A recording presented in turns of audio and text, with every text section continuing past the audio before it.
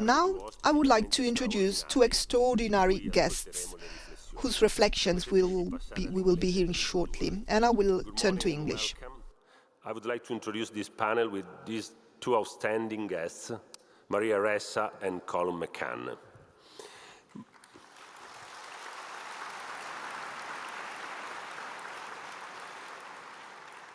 Maria Ressa co-founded Rappler, the top digital-only news site that is leading the fight for press freedom in the Philippines. As Rappler CEO, Maria has endured constant political harassment and arrests by the Duterte government. For her courage and journalistic integrity, Maria has received numerous awards. In October 2021, she was one of two journalists awarded the Nobel Peace Prize in recognition of her efforts to safeguard freedom of expression, which is a precondition for democracy and lasting peace. In 2022, she was appointed by the United Nations Secretary General to the leadership panel of the Internet Governance Forum. She is a professor of practice at the Institute of Global Politics, Columbia University School of International and Public Affairs, where she leads projects related to artificial intelligence and democracy. Her most recent book, How to Stand Up to a Dictator, has been translated into more than 20 languages. Please, Maria, it's your turn. Thank you. Thank you.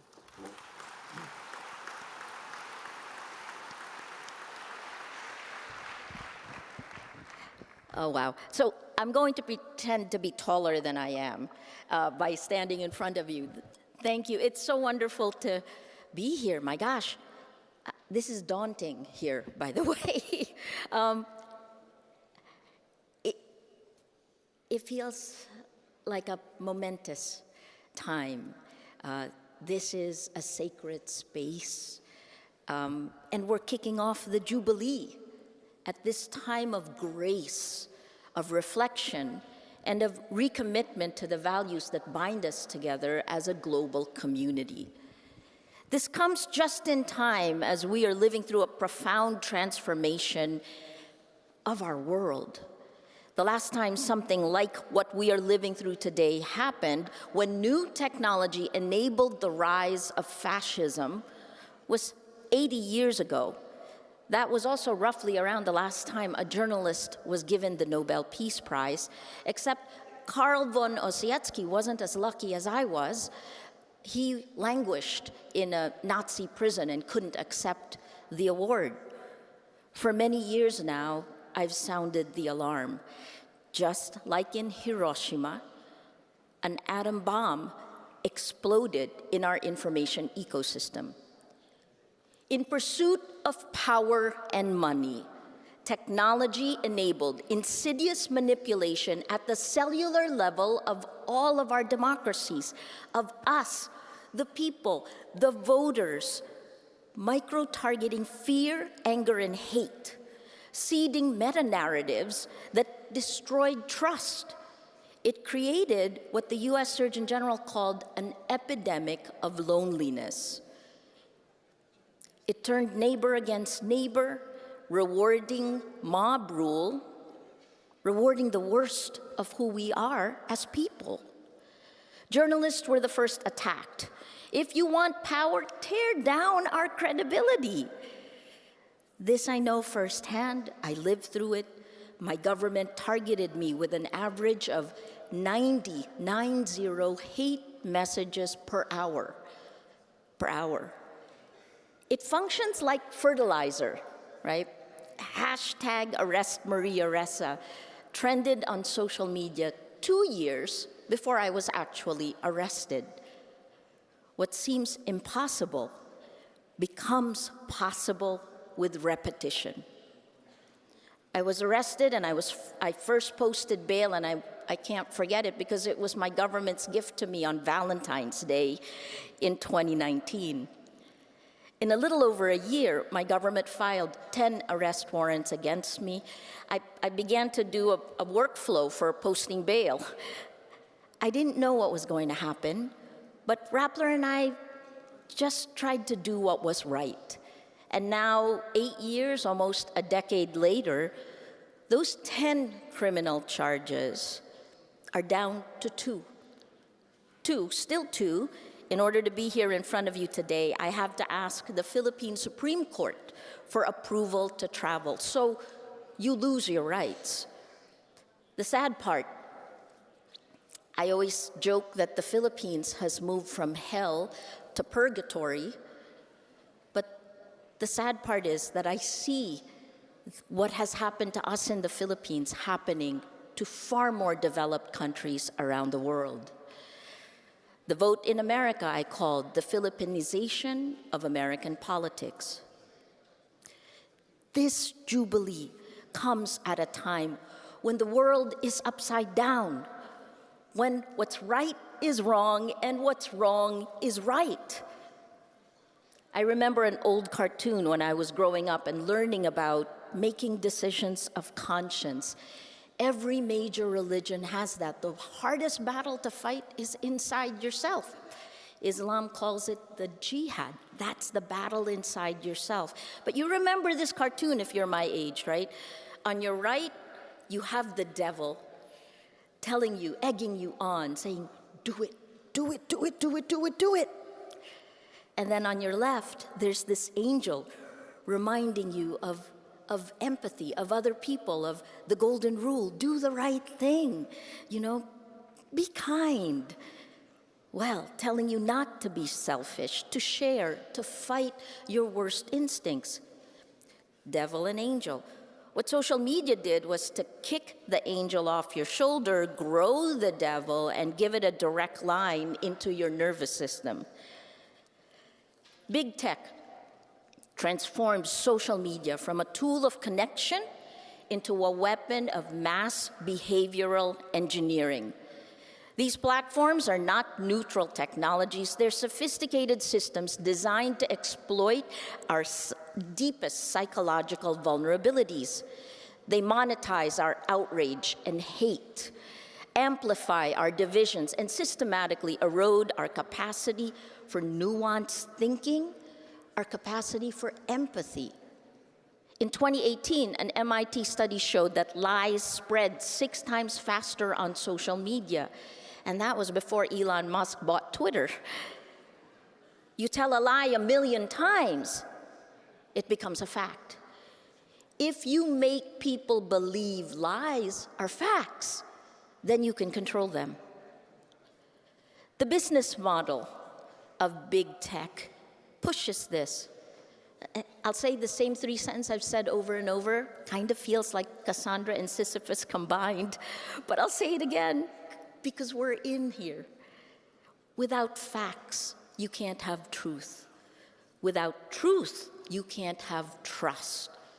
Without these 3, we have no shared reality. We can't begin to solve any problem, let alone the existential ones like climate change. We can't have journalism, communications. We cannot have democracy. Surveillance capitalism, that business model, is built on a fundamental betrayal of human dignity, where data privacy has become a myth and AI and algorithms have cloned and manipulated us. 3 things. It created echo chambers that exacerbate existing biases, prioritized conflict over understanding, monetizing human attention, each of us, at the expense of social cohesion. This is not an accident.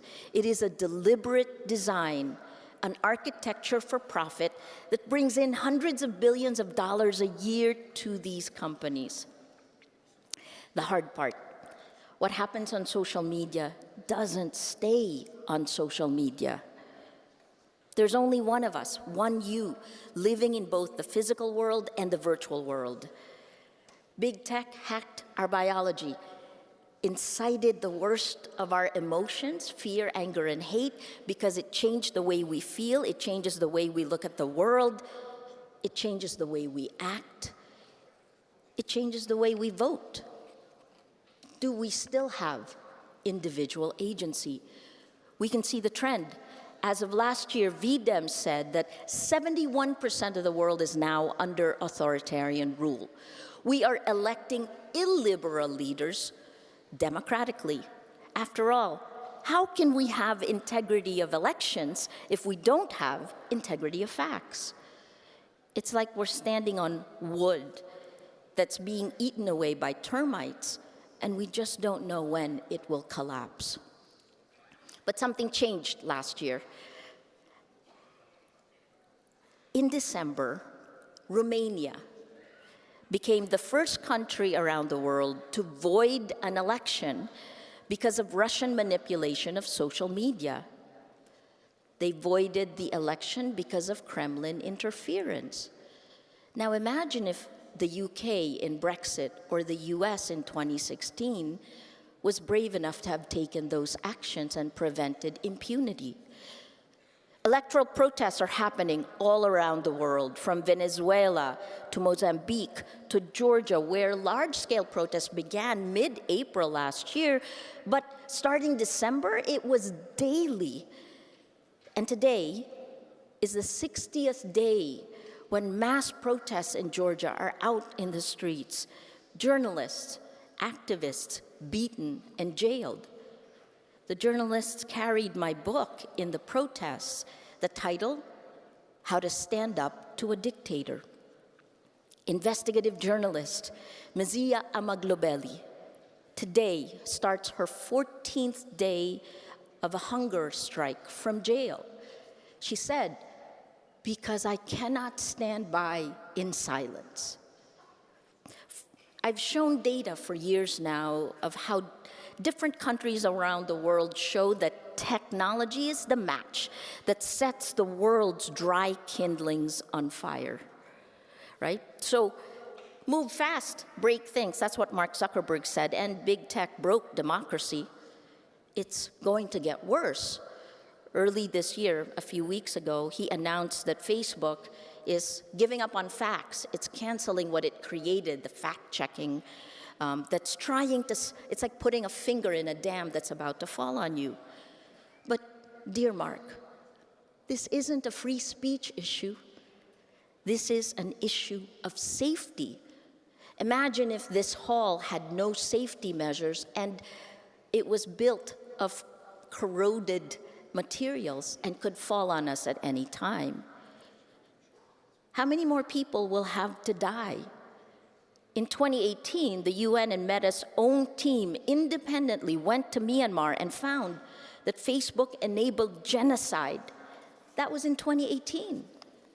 Yet no one was held accountable. Online violence is real-world violence. This is something I've learned. I had to have closed-in security. We increased security in Rappler, little Rappler, 6 times in less than a few months. From Myanmar to Gaza, to Ukraine, to Sudan, online violence feeds into real-world violence, and they all feed into each other. Add Zimbabwe, Afghanistan, Ethiopia, the other forgotten battlegrounds around the world. These wars are fought not just with missiles and tanks, but with algorithms, disinformation, and the systematic destruction of truth and our communities of trust. Information warfare, geopolitical power play is exploiting these platforms' design. Remember, the goal is not to make you believe one thing. The goal is make you doubt everything so you cannot act. Globally, 2 main fracture lines of society that is pounded open, regardless of country or culture. That's gender and race. And the attacks are often fueled by religion. Sexism that turns into misogyny, and racism that finds its way into constitutions like Hungary, where it's called white replacement theory. You hear it in the news as immigration or inflation, but if you dig deeper, you will see gender and race. A few years ago, we in Rappler decided that the empty promises of big tech, that we've kind of had enough. And so we began building a public tech stack for the virtual world, where real people can have real conversations without being manipulated for power and money. We rolled out a Matrix protocol chat app a little more than a year ago. It is open source, secure, decentralized. It is used by countries that value data privacy. France, Germany, their websites are on the Matrix protocol. Our vision is a federation of news organizations all around the world. It is the only way we will survive this moment. My colleague Paterno S. Maquel will tell you more about it. I'm going to post the link for you to try it on X, Facebook, and Blue Sky. I'm sorry to send you there, but please come back to the Matrix afterwards. Because we are at the Vatican, I want to point out three things. First, technology rewards lies. Think about that. The first time I met Pope Francis, I said, Pope Francis, it's against the 10 Commandments. 2, the men who control this transformative technology wield godlike power, but they're far from God. They're only men whose arrogance, the lack of wisdom, and a lack of humility is taking the world down a dark path. Increasingly, by their own words and definitions, their unchecked and unaccountable power is resembling a cult. Which is why religion, faith, the Catholic Church, becomes more important today. In How to Stand Up to a Dictator, I write about how a simple idea, the golden rule, do unto others as you would have them do unto you, how that has guided me throughout my life. It helped define courage for me in a world that is increasingly shaped by lies. The courage to speak when silence is safer. The courage to build bridges when walls seem easier. And the courage to stand for truth even when it feels like the entire world is against you. I like the South African word, Ubuntu. I am because we are. It's an antidote to many of our problems today. It's a universal truth that our faith communities embody. The pain of one is the pain of all.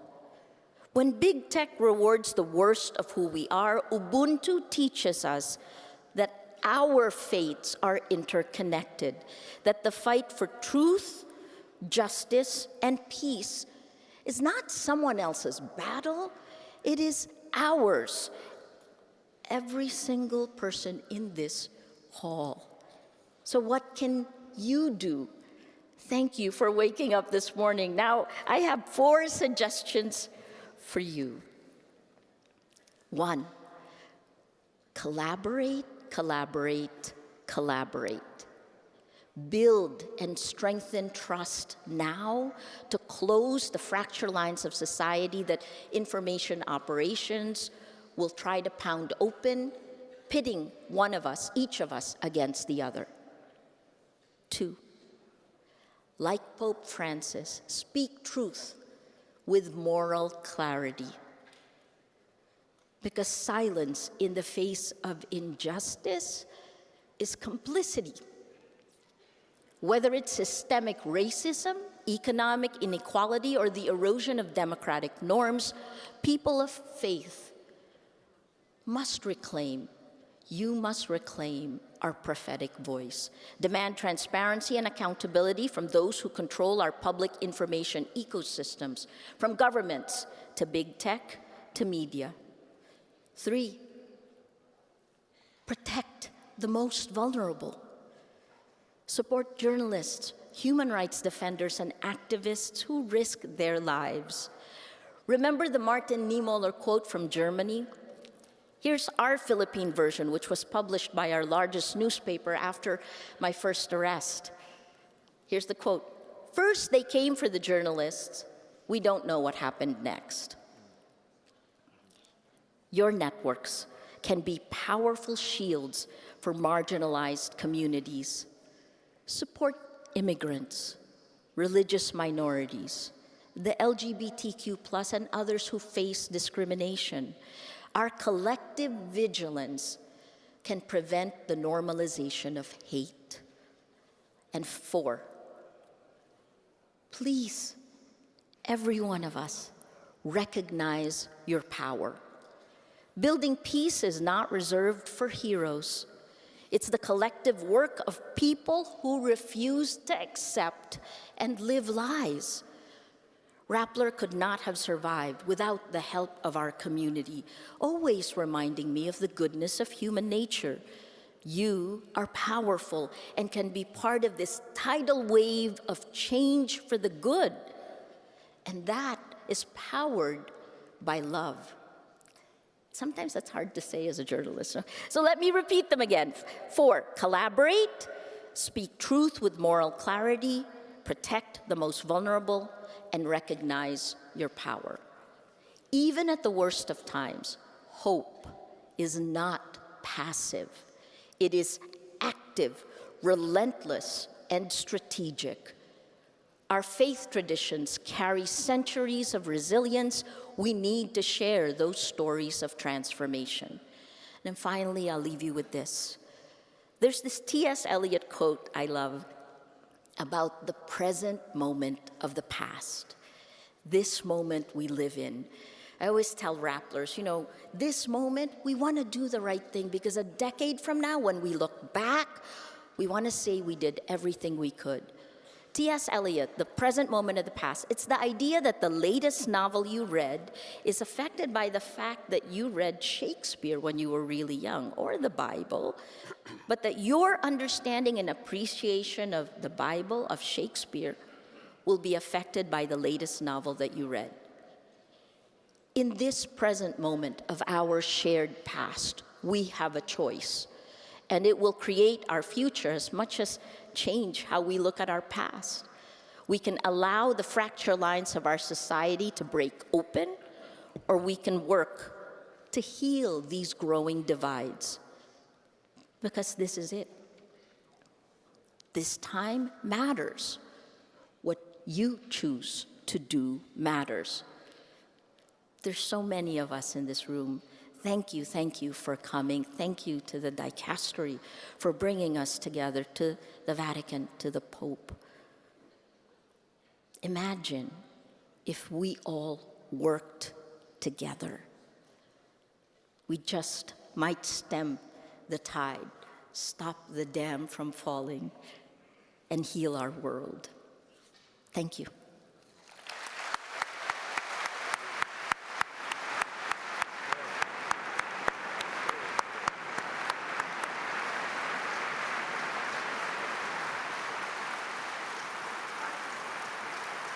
Wonderful.